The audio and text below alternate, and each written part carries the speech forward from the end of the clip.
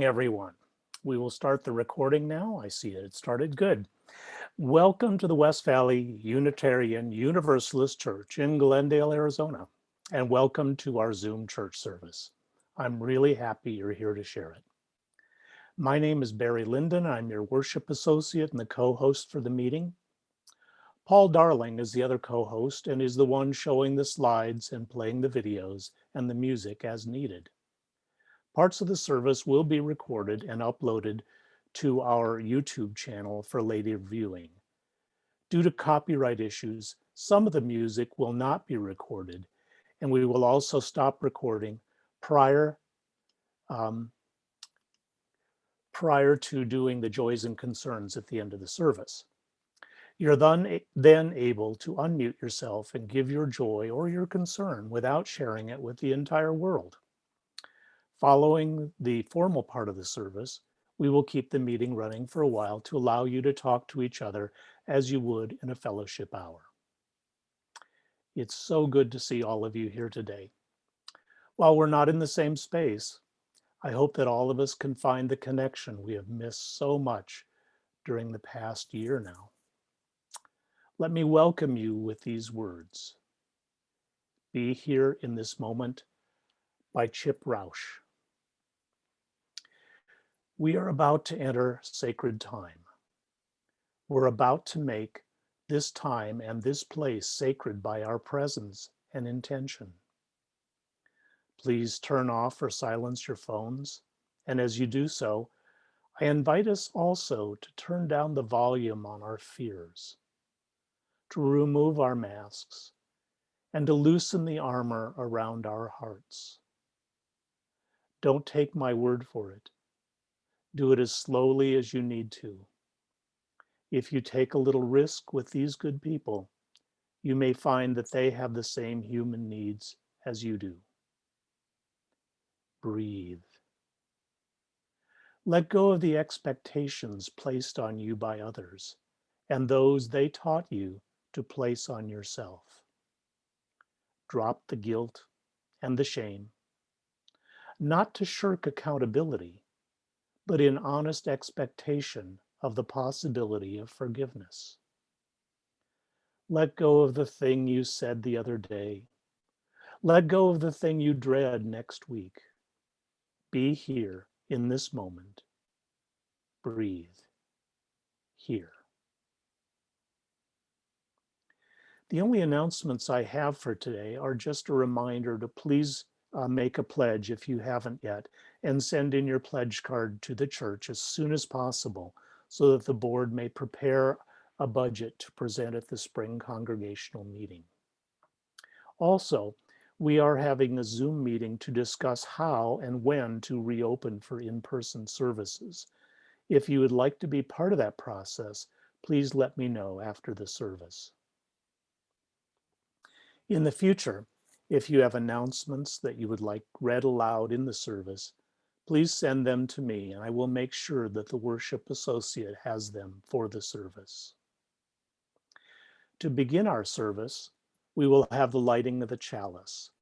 Paul will light the chalice as I read from Megan Divine.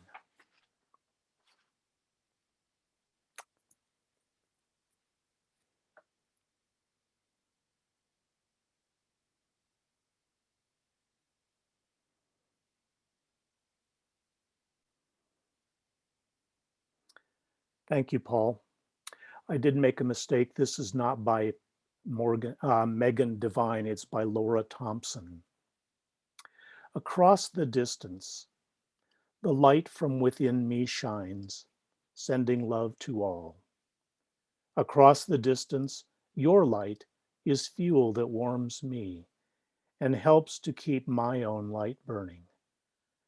Together, we keep the flame of community burning bright. Here are our opening words. When Einstein gave lectures at US universities, the recurring question that students asked him most was, "Do you believe in God?" And he always answered, "I believe in the God of Spinoza." Baruch De Spinoza was a Dutch philosopher considered one of the great rationalists of the 17th century philosophy, along with Descartes. As Spinoza, God would say, "Stop praying. What I want you to do is go out into the world and enjoy your life. I want you to sing, have fun, and enjoy everything I've made for you. Stop going into these dark, cold temples that you built yourself and saying they are my house. My house is in the mountains, in the woods, the rivers, lakes, beaches. That's where I live, and there I express my love for you. Stop blaming me for your miserable life. I never told you there was anything wrong with you, or that you were a sinner, or that your sexuality was a bad thing. Sex is a gift I have given you and with which you can express your love, your ecstasy, your joy. So don't blame me for everything they made you believe. Stop reading alleged sacred scriptures that have nothing to do with me.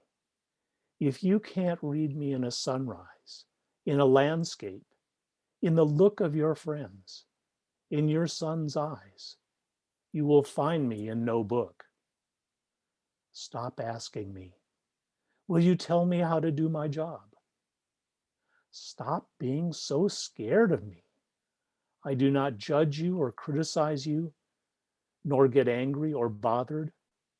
I am pure love. Stop asking forgiveness. There's nothing to forgive. If I made you, I filled you with passions, limitations, pleasures, feelings, needs, inconsistencies, free will. How could I blame you if you respond to something I put in you? How can I punish you for being the way you are if I'm the one who made you? Do you think I could create a place to burn all my children who behave badly for the rest of eternity? What kind of God would do that? Respect your peers and don't do what you don't want for yourself. All I ask is that you pay attention in your life, that alertness is your guide. My beloved, this life is not a test, not a step on the way, not a rehearsal, nor a prelude to paradise. This life is the only thing here and now, and it is all you need. I have set you absolutely free. No prizes or punishments, no sins or virtues. No one carries a marker. No one keeps a record. You are absolutely free to create in your life, heaven or hell. I can't tell you if there's anything after this life, but I can give you a tip.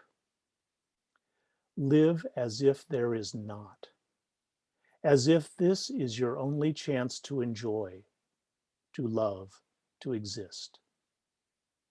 So if there's nothing after, then you will have enjoyed the opportunity I gave you. And if there is, rest assured that I won't ask you if you behaved right or wrong. I'll ask, did you like it? Did you have fun? What did you enjoy the most? What did you learn? Stop believing in me.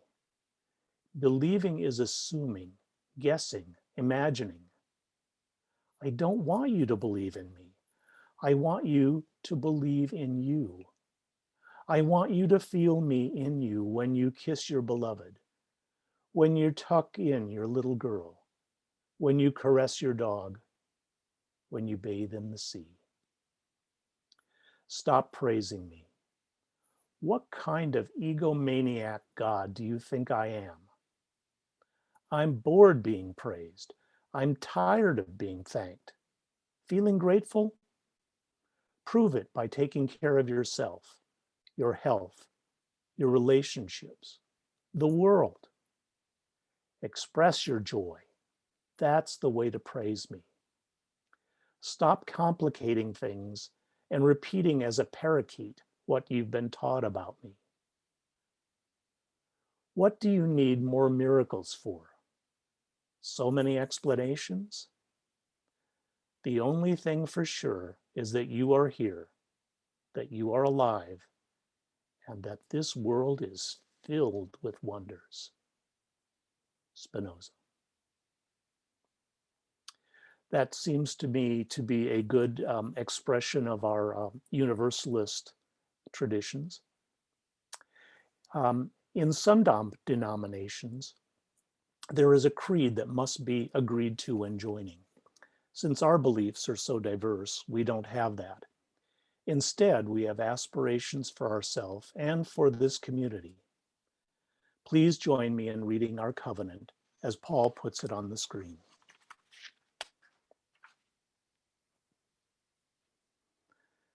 Love is the doctrine of our congregation. The quest for truth is our holy right, and service is our prayer. To dwell together in peace, to seek knowledge in freedom, to serve humankind in friendship, thus do we covenant.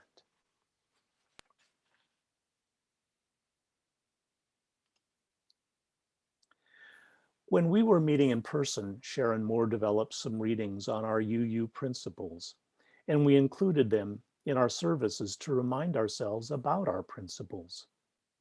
Sharon writes, "We believe that ours is an evolving, living faith tradition. That's why the UUA says that our principles must be examined every 15 years. But we can do it each day. Living the living tradition requires us to find ways to incorporate our 7 principles into our everyday lives. These principled minutes suggestions provide you ways to reflect on and implement our principles beyond the Sundays we gather. You likely came to this faith tradition, as most of us, by following a long and winding path. And you know you're not at the end yet, as there is always more to question, search, and wonder about. Share that pathway with others. Write a short piece for the newsletter. Offer to be part of a Sunday service, please, on finding UUs. Lead a discussion topic in an RE adult forum. Your responsibility to search for truth and meaning is not just to yourself, but also to help others on the way. Simply having any form of desire will raise your consciousness. Desire encourages to take action, to advance consciously.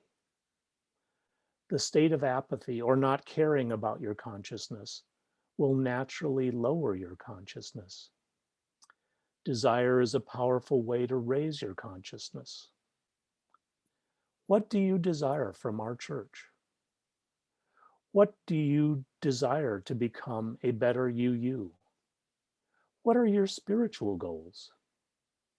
Ask others what they desire spiritually and how they expect to achieve their desires. How can you support one another in achieving your desires? Please let me share with you now the following meditation by Linda Barnes. We're staying home. Love has never asked this of us before. We're staying home. This is our gift to humanity. Let us wish each other well.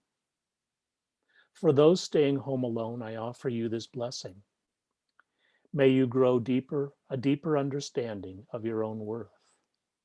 Dear one, leaven the aloneness with gentle care, for this too shall pass. May you be blessed with a peace and serenity. May you find the courage to reach out, to hear another's voice, and to remember others need you too. May you be well. For those staying home together, I offer you this blessing. May you find moments of patience and grace in your relations. May you offer each other enough time apart, reassurance, and space enough to cry, to safely rage, for this too shall pass. Then let peace come again into your home. May you see one another's whole self as a gift. May you be well. For those working from home, I offer you this blessing. May you remember to take breaks. May you find the means to relish your imperfection and the imperfection of others as evidence of our shared humanity. You are enough, even when there isn't enough. Make order in your days and then let it go. May you be well. For those staying home with children, I offer you this blessing. May you find humor and compassion in your days. There will be learning of a different kind, deeper, no doubt, unexpected for sure. May there be patience and forgiveness again and again and again, for this too shall pass. May you all remember the deep love that brought your family into being. May there be peace and understanding in your home. May you be well. May we be well. May it be so. We've reached the time in our service when we have the opportunity to give back to this congregation, to show your generosity and love. Even though we're not meeting in person, our bills and our commitments go on. Without your generosity, the church cannot survive. Each UU church is a self-funding and self-sustaining entity. These words for our offering are by Jessica Lynn. I come on Sunday morning feeling weary, having worn out the snooze button on my alarm clock. I come on Sunday feeling frightened, having seared my eyes reading the latest news. I come on Sunday feeling burdened, having fretted about my workday worries. But I leave Sunday services feeling refreshed, having been renewed by the spirit of love in the community that exists here. I leave Sunday service feeling whole, feeling lifted up by the words of righteous challenge. I leave Sunday service feeling energized, ready to continue our fight for peace and justice. This haven, this refuge, this place of worship and wonder exists because we make it so. With our contributions, the gifts of time, skills, our food, our love, our laughter, and our money. Please join me in giving so that we may continue to have a place that fortifies and challenges us in these trying and troubled times. We will now pause to listen to the offertory. You can use this time to write your check to the church or use the link for PayPal.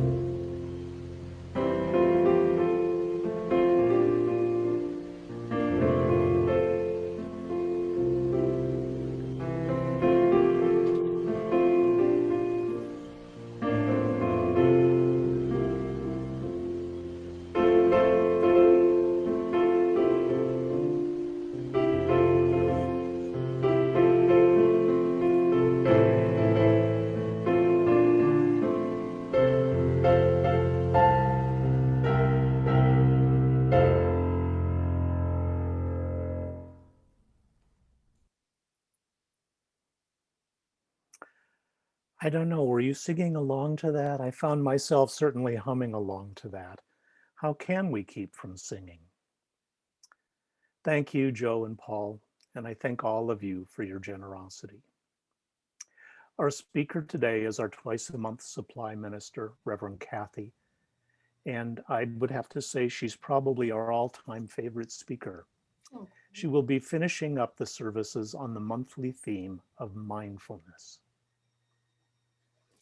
Thank you, Barry and Paul and Joe. I really enjoyed that little mini mindful meditation. I thought that was a perfect way to start the service. And the words of Spinoza, I think, were worth the price of admission. Because I was inspired by Jim's reading last week about trees, I want to begin with another reading about a tree called The Seasons of Life. There was a man who had 4 sons. He wanted his sons to learn to not judge things too quickly. So he sent them each on a quest to go look at a pear tree a great distance away. The first son went in the winter, the second in the spring, the third in summer, and the youngest son in the fall.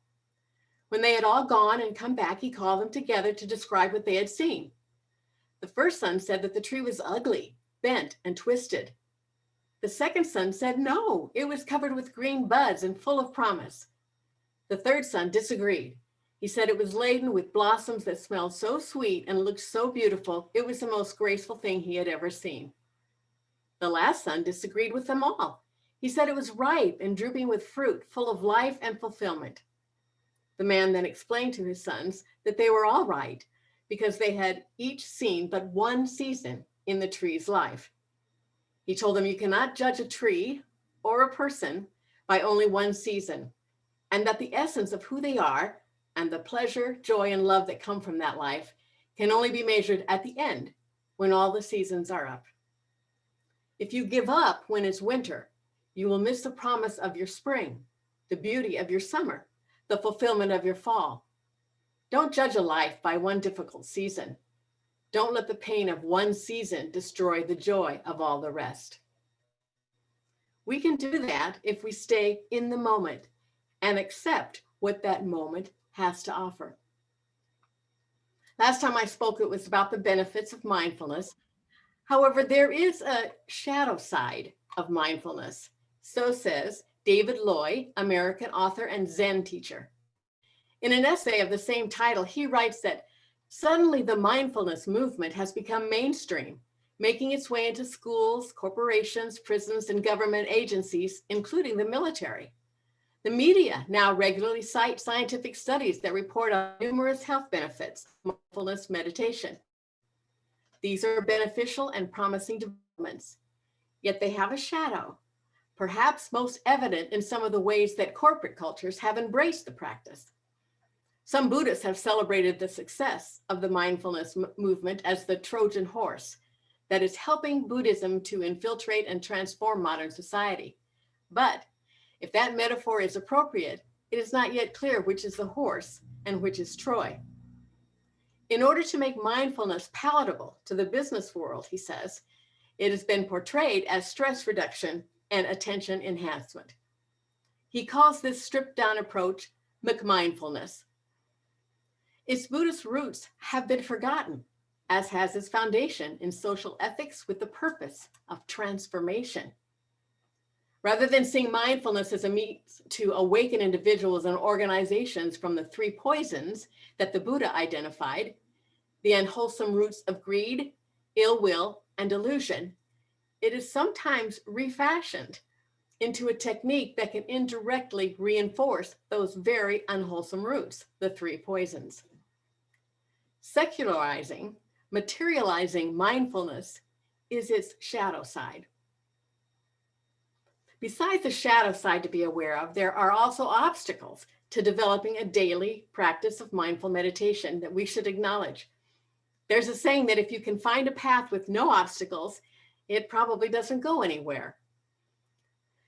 The first obstacle may actually keep one from ever beginning. That is the "I've never meditated before and I don't know how or where to start" defense. It can be overwhelming because there are countless resources online and in bookstores about meditation. To avoid getting paralyzed, just try one and see how it goes. If it works for you, awesome. If it doesn't, move on and try another one. Ask friends who meditate regularly what they use or do. When I started out, I liked using the guided meditations to get me started. And you can find them online on YouTube and can either download or purchase CD recordings. The second obstacle is, I can't find the time to meditate. I'm just too busy. First, we need to let go of the idea that we have to spend a lot of time meditating. 5 to 15 minutes is fine. In fact, they say it's more important to meditate consistently for short periods of time than it is to do it for long periods of time if it's sporadic. The difficulty is because what we are trying to do is create a brand new habit. Research about habits show that behaviors are established after 66 consecutive instances. And skipping days actually decreases the likelihood that you can form a habit. Adding a new habit to an already existing schedule helps your brain establish more connections to the new activity. I do it first thing in the morning rather than trying to rely on myself to interject a meditation time later in the day. Third obstacle, my mind wanders all over the place when I meditate. A meditation is never good or bad. It just is. What's important is that you do it. Sometimes it helps in the beginning to have an object of focus, something you can concentrate on and bring your attention back to whenever your mind goes elsewhere. The point of focus can be your breath, a phrase or affirmation, mantra, that you repeat to yourself, or music that you can really listen to with your full attention, or a candle, or prayer beads. Fourth obstacle, I can't stay awake during meditation. I keep falling asleep. That may be because we are so busy that when we relax, it is only when we intend to go to sleep. So then our mind-body associates relaxation with sleep. So sleep becomes a natural outcome of meditation. Try breathing and relaxing at different times during the day so that your body gets accustomed to being in a relaxed state at times other than just when it's bedtime. Fifth obstacle. I've tried meditation, but it had the opposite effect of what it's supposed to. It makes me anxious. There is a 5-step technique in Kripalu yoga training, which is breathe, relax, feel, watch, and allow. If you take the role of compassionate observer and can stay with the discomfort for a few moments, you'll notice that it eventually dissolves. The more you do this, the stronger you'll get, and you'll find it easier to stay with your difficult feelings the next time they arise. And be patient with yourself too. It's okay to sit with the emotion or discomfort for only as long as you can. The trick is to go just a little bit further than you're comfortable with each time, strengthening yourself little by little. When I'm particularly stressed and just can't meditate, I have a guided meditation CD designed, especially for lessening one's anxieties. It's sometimes easier for me to focus my mind on just one thing, such as following someone else's guidance, rather than trying to quiet my own mind. Sixth obstacle. It's uncomfortable for me to sit, or I just can't sit still in meditation. It doesn't have to be in the lotus position. You can lie down and meditate. You can walk and meditate. You can sit in a comfortable chair and meditate, as long as your spine is kept straight. And the seventh, last obstacle, I have tried really, but I'm terrible. It just doesn't work for me. There are movement meditations such as Qigong or Tai Chi. Several years ago, I participated in a program designed by an Arizona doctor, Dr. Ann Borick. She used American Sign Language as a base and then expanded the signing movements to include not just the hands, but the whole body. She coordinated all this to the lyrics of spiritual songs or prayers that she had set to music, and she calls it prayer motion. The prayer motion to the Lord's Prayer and God Bless America were really lovely. Reverend James Ishmael Ford has a slightly different approach to the obstacles of mindfulness meditation. It is a 3-pronged method. Sit down, shut up, and pay attention. Pretty simple and direct. He tells this story. Many years ago, there was an American who made his fortune doing business in East Asia. Financially comfortable, he decided to retire and to enjoy the fruits of his labors. Along the way, he'd become fascinated with jade and decided to learn all there was to know about it. He hired the foremost authority on the subject, who instructed him to come to her home once a week for a tutorial. As he arrived on the first day, he was greeted and given some tea. Then he was handed a large piece of jade, and with that, the tutor disappeared for an hour. When the tutor returned, she reclaimed the jade and thanked him for his time and told him his next appointment was scheduled for the same time the following week. He wasn't sure what to make of this experience, but he'd learned patience in his years in business and deferred to the reputation of his tutor. Sure enough, the same thing happened again the next week.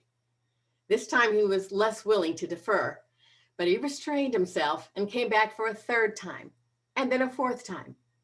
Each visit repeated itself exactly. Some tea, some small talk, the piece of jade was put into his hand, and the tutor left for an hour.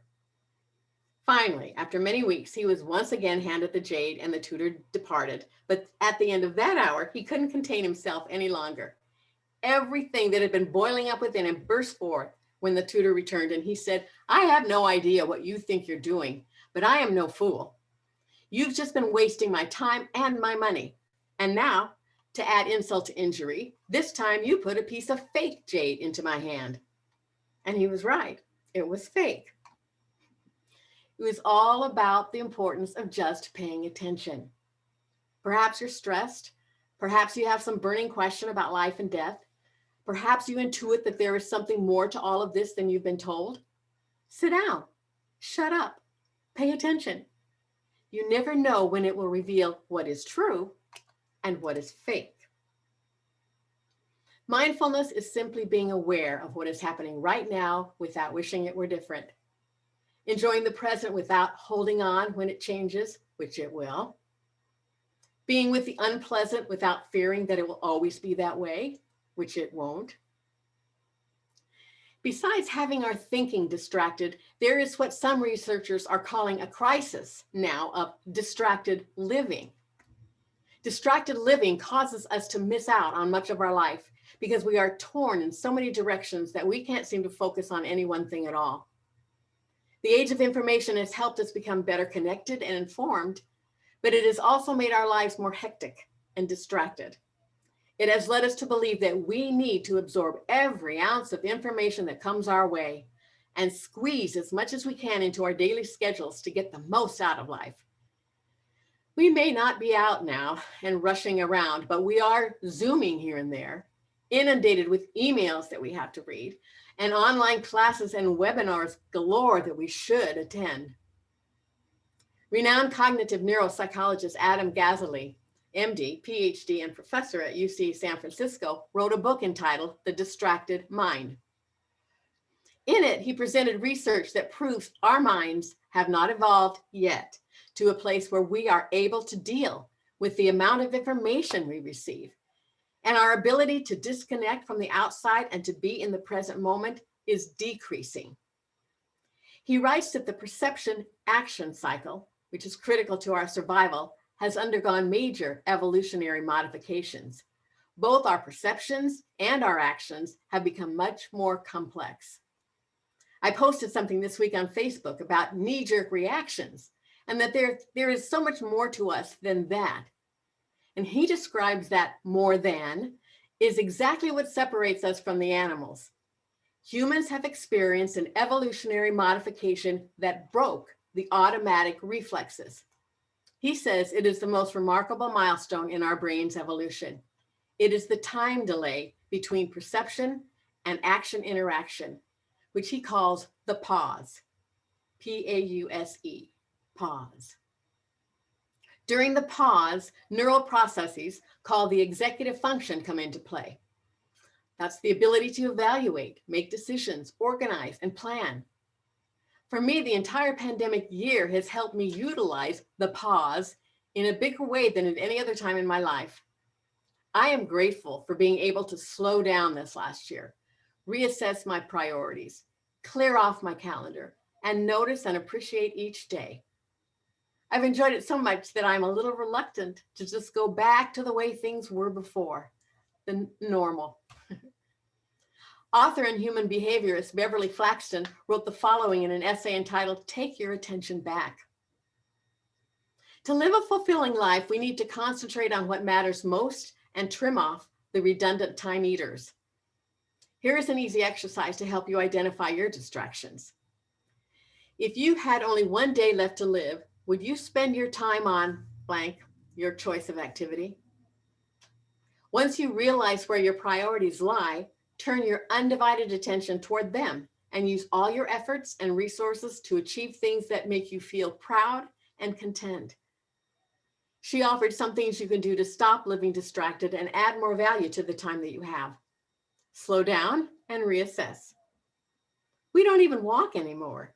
We run everywhere. We run errands, run to grab a cup of coffee, run to the post office, run to pick up the kids from soccer, run, run, run.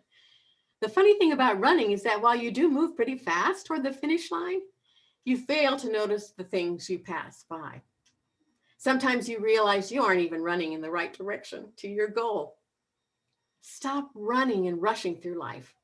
Know where you're headed, but enjoy the process of getting there. Stop, literally, and smell the roses. And control your tech. Don't let tech control you. If you think technology can control humans only in sci-fi movies, think again. Technology is both a boon and a bane to modern society. We have a generation of technology fans, addicts, and slaves that can't live a day without checking their mobile devices and other digital toys. Yes, we need technology, but think about what we need it for. It should enhance our lives, strengthen our relationships, and help us find more time for things that are important to us in life. If you don't feel like a particular app or device is adding value to your life, consider it a distraction and aim to limit your interaction with it. Yes, Charlie, fortunately, unfortunately, this may mean putting away your favorite game for just a little while so you can pick your head up and notice what and who is around you. Make enough time for face-to-face time. You may have hundreds of friends on Facebook and connections on LinkedIn, but do you feel really connected?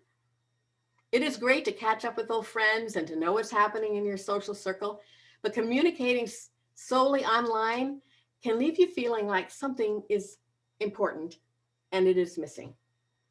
Sending a cyber hug just isn't the same.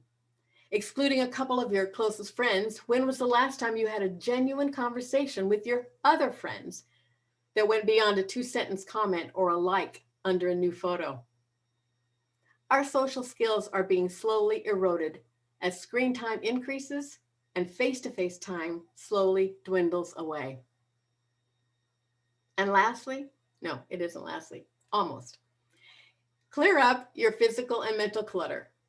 Clutter is by far one of the biggest sources of distraction for most people. It is extremely easy to lose sight of things in a sea of disorder. Give everything a place and make sure it stays there. Remove anything that you don't need or not sure whether or not you need it. In many cases, physical clutter is actually the result of mental and emotional clutter. So clean up your important spaces and see if it doesn't free up space in your mind too. Lastly, keep a daily priority list. And most importantly, don't overload it. A priority list implies that you will have only a few important things that you will focus your attention on each day. List them in the order of urgency and importance, and think long term so that the things you do focus on and connect with your values. Poet Jocelyn Soriano writes that everything is stored in this very moment, where everything else proceeds and where every great dream is born. Rollo May writes in The Courage to Create that human freedom involves our capacity to pause between the stimulus and response, and in that pause, to choose the one response toward which we wish to throw our weight. The capacity to create ourselves based upon this freedom is inseparable from consciousness or self-awareness. Lori Deshane writes to practice the pause. Pause before judging. Pause before assuming. Pause before accusing. Pause whenever you're about to react harshly, and you'll avoid doing and saying things you may regret later. Author C. Joybell C. asks, when have you paused to let life in? When have you stopped scrambling to produce more social media content? Stop scrambling as though in a race to be unforgotten. Where are your pauses? Where are the spaces in your life where you let the light in? Where's your stillness? You are afraid of being forgotten, so you scramble to impress yourself onto everything, everywhere. But what has been impressed into you? And then she counsels us saying, it is most unfortunate how the majority of people do not bother themselves with the pauses in life in pursuit of their desire to fill every moment they experience with themselves. We need to take a few steps back and not feel the constant need to pour ourselves into every space that life offers. It is the pauses that fulfill our lives. Namaste. Oh, thank you so much, Reverend Cathy. My mind was clicking on several things as you were talking that just made so much sense. One, for the musicians in the crowd, the pauses, the rests are as important as the notes. And you can't really just have a song with only notes. There has to be some rhythm, some pause, some change in there to accentuate the other. So thank you for those words. Now, please join me in reading our mission statement, which Paul will put on our screen. Even though I'll be the only one you can hear on the screen, please read it with me. We agree to provide a safe place to celebrate diversity, draw inspiration for living better lives, foster social and environmental justice, and compassionately support each other in our spiritual searches. As I virtually extinguish this chalice, I want to thank everyone who made this service possible. Paul for hosting and developing the service slides, Joe and Paul for the music, and Reverend Cathy for our talk. I also want to thank all of those who work behind the scenes, including counting money on Sunday, to make this church a going concern. Reverend Cathy will now give us the benediction. The benediction is in honor of this year's Earth Day. May we turn from our unmindfulness and consciously act to protect this sacred planet, not prey upon it. May we sow beauty, never pollution. May we discover the worth of each moment and embrace with tenderness all that exists in this colorful, vibrant, creative life. Blessed be. Blessed be indeed. We will now stop the recording and go